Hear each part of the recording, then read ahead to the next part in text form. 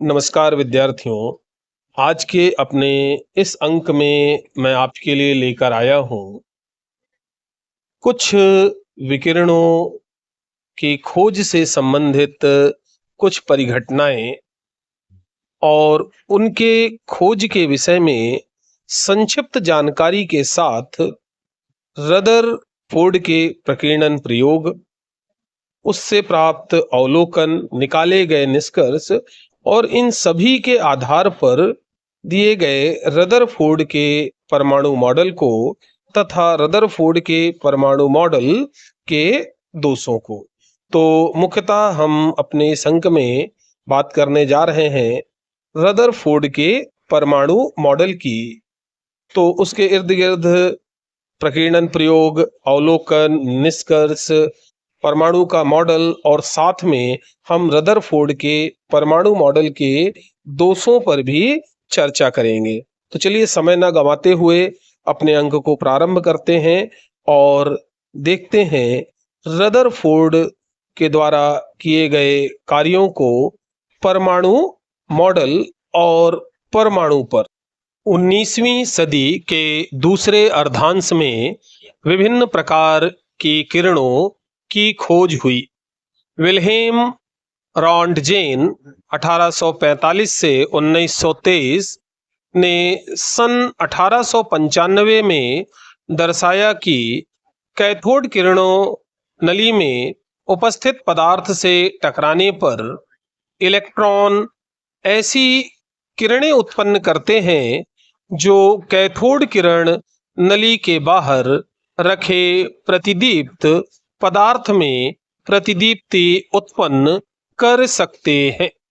चूंकि रॉन्टजेन को इन किरणों की प्रकृति का पता नहीं था, अतः उन्होंने इन्हें एक्स किरणों का नाम दिया, जो आज भी प्रचलित है। ऐसा देखा गया है कि इलेक्ट्रॉनों के अधिक घनत्व वाले धातु एनोड लक्ष्य से टकराने के कारण प्रभावी एक्स किरणें उत्पन्न होती हैं। एक्स किरणें विद्युत तथा चुंबकीय क्षेत्रों से विक्षेपित नहीं होती हैं। इन किरणों के पदार्थ में अति उच्च भेदन शक्ति होती है। यही कारण है कि वस्तुओं के आंतरिक अध्ययन में इन किरणों का उपयोग होता है। इन किरणों की तरंगदैर्घ्य बहुत कम होती है, लगभग 0.1 नैनोमीटर, और वैद्युत चुंबकीय व्यवहार दर्शाती है। हेनरी बैकोरल 1852 से 1908 ने देखा कि कुछ तत्व विकिरण का उत्सर्जन स्वयं करते हैं। उन्होंने इस परिघटना को रेडियो एक्टिवता कहा तथा बताया कि ऐसे तत्व रेडियो एक्टिव तत्व कहलाते हैं। इस क्षेत्र को Marie Curie, Pierre Curie, Rutherford तथा फ्रेडरिक सोडी ने विकसित किया। इसमें 3 प्रकार की किरणों अल्फा, बीटा तथा गामा का उत्सर्जन देखा गया। रदरफोर्ड ने पाया कि अल्फा किरणों में 2 इकाई धनात्मक आवेश और 4 इकाई परमाणु द्रव्यमान वाले उच्च ऊर्जा कण होते हैं।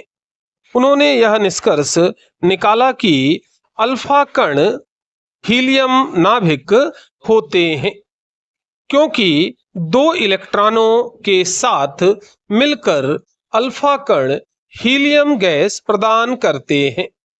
बीटा किरणों इलेक्ट्रॉनों के समान ऋणात्मक आवेश वाले कण होते हैं। गामा किरणें एक्स किरणों के समान उच्च ऊर्जा विकिरण होती हैं, जिनकी प्रकृति उदासीन होती है और जिनका कोई कण नहीं होता। भेदन क्षमता सबसे कम अल्फा किरणों की, उसके बाद बीटा किरणों की, जो अल्फा कणों से लगभग 100 गुना अधिक है, तथा सबसे अधिक गामा किरणों की। अल्फा कणों से लगभग 1000 गुना अधिक होती है। रदरफोर्ड और उसके विद्यार्थियों ने हेंस गीगर और अर्नेस्ट मार्सडेन ने बहुत पतली सोने की पन्नी पर अल्फा कणों की बौछार की। रदरफोर्ड के प्रसिद्ध अल्फा कण प्रकीर्णन प्रयोग का चित्र आप देख पा रहे हैं।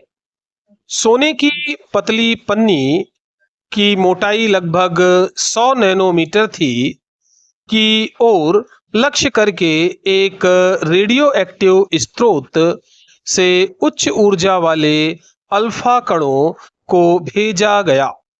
इस पतली पन्नी को घेरते हुए वृत्ताकार प्रतिदीप्तशील जिंक सल्फाइड से बना स्क्रीन रखा गया। जब कोई अल्फा कण इस स्क्रीन से टकराता है तो प्रकाश की स्फुर क्षणी दीप्ति उत्पन्न होती है। प्रकीर्णन प्रयोग के परिणाम काफी अनपेक्षित थे। थॉमसन ने के परमाणु मॉडल के अनुसार पत्ती में उपस्थित सोने के प्रत्येक परमाणु का द्रव्यमान पूरे परमाणु पर एक समान रूप से बटा हुआ होना चाहिए। अल्फा कणों में ऊर्जा इतनी अधिक होती है कि वे द्रव्यमान के ऐसे समान वितरण को सीधे पार कर जाएंगे। उन्हें अपेक्षा थी कि पत्ती से टकराने के बाद कणों की गति धीमी हो जाएगी और उनकी दिशा बहुत कम कोण से बदल जाएगी, किंतु उन्होंने देखा कि अधिकांश अल्फा कण सोने की पत्ती से विक्षेपित हुए बिना निकल गए। बहुत कम अल्फा कण छोटे कोण से विक्षेपित हुए। बहुत ही थोड़े अल्फा कण लगभग 20,000 में से एक पीछे की ओर लौटे, अर्थात लगभग 180 डिग्री के कोण से उनका विक्षेपण हुआ। इन प्रेक्षणों के आधार पर रदरफोर्ड ने परमाणु की संरचना के बारे में निम्नलिखित निष्कर्ष निकाले। नंबर 1, परमाणु के अंदर अधिकांश स्थान रिक्त होता है क्योंकि अधिकांश अल्फा कण सोने की पन्नी को पार कर जाते हैं। नंबर 2, कुछ ही धनावेशित अल्फा कण विक्षेपित होते हैं। यह विक्षेपण अवश्य ही अत्यधिक प्रतिकर्षण बल के कारण होगा। इससे यह पता चलता है कि थॉमसन के विचार के विपरीत परमाणु के अंदर धनावेश समान रूप से बटा हुआ नहीं है। धनावेश बहुत कम आयतन के अंदर संकेंद्रित होना चाहिए, जिससे धनावेशित अल्फा कणों का प्रतिकर्षण और विक्षेपण हो। नंबर 3, रदरफोर्ड ने गणना करके दिखाया कि नाभिक का आयतन परमाणु के कुल आयतन की तुलना में अत्यंत कम अर्थात नगण्य होता है। परमाणु की त्रिज्या लगभग 10⁻10 मीटर होती है, जबकि नाभिक की त्रिज्या लगभग 10⁻15 मीटर होती है। आकार के इस अंतर का अंदाजा इस बात से लगाया जा सकता है कि यदि नाभिक को क्रिकेट की गेंद जितना माना जाए तो परमाणु की त्रिज्या लगभग 5 किलोमीटर होगी। इन सभी प्रेक्षणों के आधार पर रदरफोर्ड ने परमाणु का नाभिकीय मॉडल प्रस्तुत किया, जो कुछ इस प्रकार है। नंबर 1, परमाणु का धनावेश तथा अधिकांश द्रव्यमान एक अति अल्प क्षेत्र में केंद्रित होता है। परमाणु के इस अति अल्प भाग को रदरफोर्ड ने नाभिक कहा। इस प्रकार परमाणु में नाभिक की खोज का श्रेय रदरफोर्ड को जाता है। नाभिक के चारों ओर, नंबर 2, नाभिक के चारों ओर इलेक्ट्रॉन वृत्ताकार पथों, जिन्हें कक्षा कहा जाता है, में बहुत तेजी से घूमते हैं, जैसा कि आप देख रहे हैं। अतः रदरफोर्ड का परमाणु मॉडल सौरमंडल से मिलता जुलता है, जिसमें सूर्य नाभिक के समान होता है और ग्रह गतिमान इलेक्ट्रॉन के समान होते हैं। इलेक्ट्रॉन और नाभिक आपस में आकर्षण के स्थिर वैद्युत बलों के द्वारा बंधे रहते हैं। रदरफोर्ड के परमाणु मॉडल के दोष।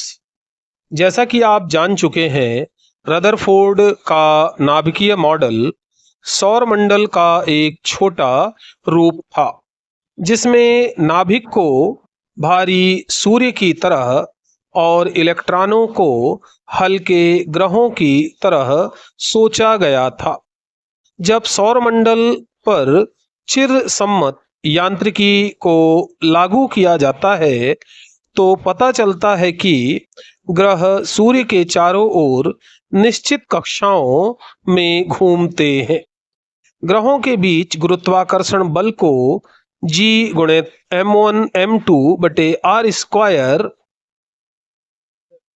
के द्वारा दिया जा सकता है, जहां m1 और m2 द्रव्यमान, r उन द्रव्यमानों के बीच की दूरी और G गुरुत्वाकर्षण स्थिरांक होता है। इस सिद्धांत से ग्रहों की कक्षाओं के बारे में सही गणना की जा सकती है, जो प्रायोगिक मापन से मेल खाती है। सौरमंडल और नाभिकीय मॉडल में समानता से यह सुझाव मिलता है कि इलेक्ट्रॉन नाभिक के चारों ओर निश्चित कक्षाओं में गति करते हैं। इसके अतिरिक्त इलेक्ट्रॉन और नाभिक के बीच कूलाम बल के Q1 Q2 बटे r स्क्वायर होता है, जहां Q1 और Q2 आवेश, r उन आवेशों के मध्य की दूरी और k आनुपातिक स्थिरांक है। कूलाम बल गणितीय रूप में गुरुत्वाकर्षण बल के समान होता है, परंतु जब कोई पिंड किसी कक्षा में गति करता है तो इसमें त्वरण होना चाहिए। यदि पिंड किसी कक्षा में स्थिर वेग से गतिमान रहता है, तो भी दिशा परिवर्तन के कारण उसमें त्वरण होना चाहिए। अतः नाभिकीय मॉडल में कक्षाओं में घूमते ग्रहों की तरह इलेक्ट्रॉनों का भी त्वरण होना चाहिए। मैक्सवेल के विद्युत चुंबकीय सिद्धांत के अनुसार त्वरण आवेशित कणों को विद्युत चुंबकीय विकिरण का उत्सर्जन करना चाहिए। ग्रहों के साथ ऐसा इसलिए नहीं होता क्योंकि वे आवेशित नहीं होते, इसलिए किसी कक्षा में उपस्थित इलेक्ट्रॉन से विकिरण उत्सर्जित होगा। इस विकिरण के लिए ऊर्जा इलेक्ट्रॉनिक गति से प्राप्त होगी। इस प्रकार कक्षा छोटी होती जाएगी। तो इस मॉडल के अनुसार लगातार परमाणु की कक्षा छोटी होती जाएगी। गणनाओं से यह पता चलता है कि इलेक्ट्रॉन को सर्पिल पथ से नाभिक में पहुंचने में 10⁻8 सेकंड लगेंगे, किंतु वास्तव में ऐसा नहीं होता है। इस प्रकार यदि इलेक्ट्रॉन की गति का चिरसम्मत यांत्रिकी तथा विद्युत चुंबकीय सिद्धांत के अनुसार वर्णन किया जाए तो रदरफोर्ड का परमाणु मॉडल किसी परमाणु के स्थायित्व की व्याख्या नहीं कर पाता। यह इसका प्रमुख दोष है। आप यह पूछ सकते हैं कि यदि कक्षाओं में इलेक्ट्रॉनों की गति से परमाणु अस्थायी हो जाता है तो क्यों नहीं हम इलेक्ट्रॉनों को नाभिक के चारों ओर स्थिर मान लेते हैं। कारण यह है कि यदि इलेक्ट्रॉनों को स्थिर माना जाता है तो अत्यधिक घनत्व वाले नाभिक और इलेक्ट्रॉन के बीच स्थिर वैद्युत आकर्षण बल इन इलेक्ट्रॉनों को नाभिक की ओर खींच लेगा, जिससे थॉमसन परमाणु मॉडल का एक लघु रूप प्राप्त होगा। रदरफोर्ड के परमाणु मॉडल का एक दूसरा गंभीर दोष यह है कि यह परमाणुओं की इलेक्ट्रॉनिक संरचना के बारे में कुछ भी वर्णन नहीं करता। अर्थात इससे यह पता नहीं चलता है कि इलेक्ट्रॉन नाभिक के चारों ओर किस प्रकार विद्यमान है और इनकी ऊर्जा क्या है। तो ये हैं रदरफोर्ड के परमाणु मॉडल के कुछ दोष या कमियां। यहाँ हमें यह भी ध्यान रखना चाहिए कि चिरसम्मत यांत्रिकी सैद्धांतिक विज्ञान है जो न्यूटन के गति के नियमों पर आधारित है। यह स्थूल वस्तुओं के गति के नियमों को समझाती है। तो विद्यार्थियों, अभी हमने इस अंक में चर्चा की रदरफोर्ड के प्रकीर्णन प्रयोग की, उससे प्राप्त अवलोकन और अवलोकनों के आधार पर निकाले गए निष्कर्षों की, और फिर प्रकीर्णन प्रयोग, अवलोकन तथा निष्कर्षों के आधार पर रदरफोर्ड द्वारा प्रस्तुत परमाणु मॉडल की। और उसके पश्चात हमने बात की रदरफोर्ड के परमाणु मॉडल की कमियों या फिर दोषों की। और अंक को प्रारंभ करने समय हमने प्रारंभ में बात की कुछ विभिन्न प्रकार के खोजे गए विकिरणों के बारे में संक्षिप्त रूप से जानकारी प्राप्त की। आज के इस अंक के लिए बस इतना ही। फिर मिलेंगे। नमस्कार।